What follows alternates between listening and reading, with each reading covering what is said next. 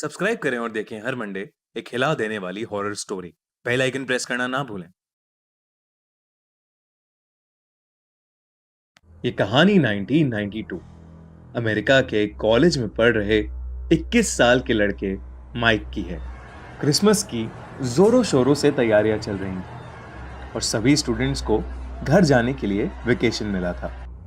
पर माइक और उसका रूममेट मैटी दोनों ही एक स्पेशल प्रोजेक्ट पर काम कर रहे थे, जिसकी वजह से वो घर नहीं गए और कॉलेज हॉस्टल में ही रुके हुए थे। क्रिसमस से 2 दिन पहले मैटी और माइक रात में बैठकर एक हॉरर मूवी देख रहे थे। मूवी के बाद दोनों अलग-अलग हॉरर लेजेंड्स की बात करने लगे। तब पहली बार मैटी ने माइक को ब्लडी मैरी के किस्से के बारे में बताया। उसने कहा कि अगर कोई इंसान अकेले शीशे के सामने जाकर 3 बार ब्लडी मैरी को पुकारे तो वो शीशे से निकल कर आती है और उस इंसान को मार देती है। ब्लडी मैरी का किस्सा माइक को बहुत दिलचस्प लगा और उसने ब्लडी मैरी को बुलाने का मन बनाया। उसने देर रात बाथरूम में जाकर शीशे के सामने 3 बार ब्लडी मैरी का नाम पुकारा। Bloody Mary, bloody Mary, bloody Mary. वो थोड़ी देर रुका पर वहां कुछ भी नहीं हुआ और माइक अपने कमरे में सोने आ गया। रात में सोते हुए माइक को एक सपना आया कि वो एक बहुत बड़े समुद्र में अकेला खड़ा था और उसके आसपास दूर दूर तक कोई नहीं था, लेकिन पानी की रिफ्लेक्शन में उसे किसी औरत की परछाई दिख रही थी। वो जैसे ही उस औरत का चेहरा गौर से देखने के लिए नीचे झुका, वैसे ही अचानक पानी से एक हाथ निकला और उसकी नींद खुल गई। जब उसने आसपास देखा तो बगल में उसका रूममेट मैटी आराम से सो रहा था। बहुत कोशिशों के बाद माइक को भी नींद आ गई।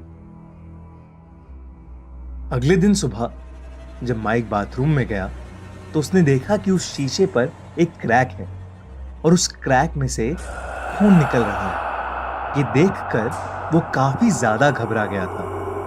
उस रात फिर उसे एक सपना आया जहां वो एक अंधेरी जगह में खड़ा है और उसके चारों ओर शीशे ही शीशे हैं। उसके कानों में अपनी ही आवाज बार-बार गूंज रही थी। Bloody Mary, bloody Mary, bloody Mary, bloody Mary, bloody Mary, bloody Mary, bloody Mary, bloody Mary, bloody Mary. धीरे-धीरे सारे शीशे क्रैक होने लगे। उसे एक शीशे में नीले रंग का रोता हुआ एक बच्चा दिखा और वो उसके पास गया। उसके पास जाते ही वहां सारे शीशे गायब हो गए और वो जैसे ही पीछे मुड़ा, वहां ब्लडी मैरी खड़ी थी।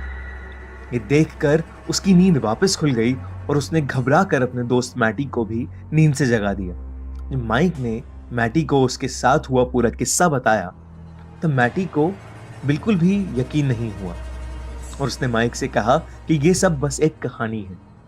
पर माइक के बहुत कहने पर उन दोनों ने उस रात ब्लडी मैरी को वापस बुलाकर उससे माफी मांगने का प्लान बनाया। इस बार उन दोनों ने ब्लडी मैरी को बुलाने के पूरे रिचुअल को फॉलो करके ब्लडी मैरी को 3 बार आवाज लगाई, पर कोई भी नहीं आया।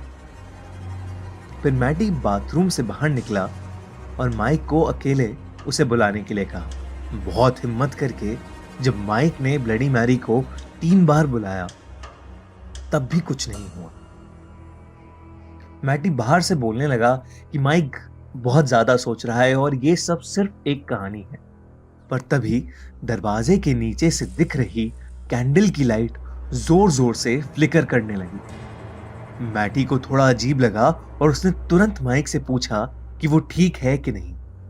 माइक इतना डर गया था कि उसके मुंह से कुछ आवाज ही नहीं निकल रही थी। और तभी बाथरूम की लाइट पूरी तरीके से बंद हो गई और तभी शीशे के सामने उसे ब्लडी मैरी दिखी और वो बहुत जोर से चीखा। मैटी उसकी चीख सुनकर बेहद घबरा गया था और उसने दरवाजा खोलने की बहुत कोशिश करी, पर दरवाजा नहीं खुला। उसने जल्दी जल्दी नीचे से गार्ड को बुलाया और दरवाजा तोड़वाया। जब दरवाजा खुला तो मैटी ने देखा कि वो शीशा टूटा पड़ा था और माइक का सर बाथरूम के सिंक में पानी में डूबा हुआ था। माइक को तुरंत हॉस्पिटल ले जाया गया, लेकिन वो बच नहीं पाया। मैटी उसकी मौत के लिए अपने आप को जिम्मेदार मानता है और ब्लडी मैरी का नाम अपनी जुबान पर कभी नहीं लाता। अगर आपको ये वीडियो पसंद आई तो हमारे चैनल खूनी मंडे को जरूर सब्सक्राइब करें।